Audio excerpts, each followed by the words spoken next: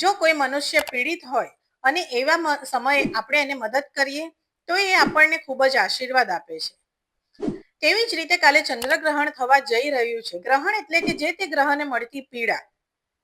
તો આવા સમયે આપણે અમુક ઉપાયો કરી અને ચંદ્રગ્રહને શક્તિ પૂરી પાડી શકીએ છીએ.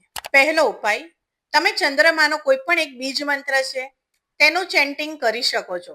તમે એક માળા પણ ગણી શકો અને 11 માળા પણ ગણી શકો, પણ ગણવાનું છે તમારે 108 ટાઈમ. અને પોસિબલ હોય તો સફેદ કલરના વસ્ત્ર ધારણ કરીને આ મંત્ર જાપ કરવો.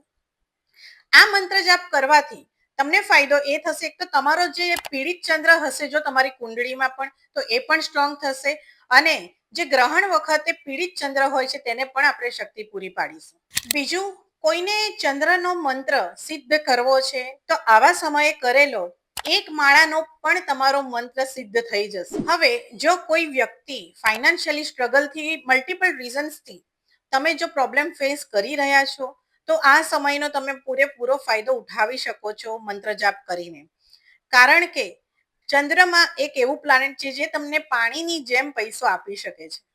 આવા જ ઉપાયો જાણવા માટે અમારી ચેનલને લાઇક, શેર અને ફોલો કરો.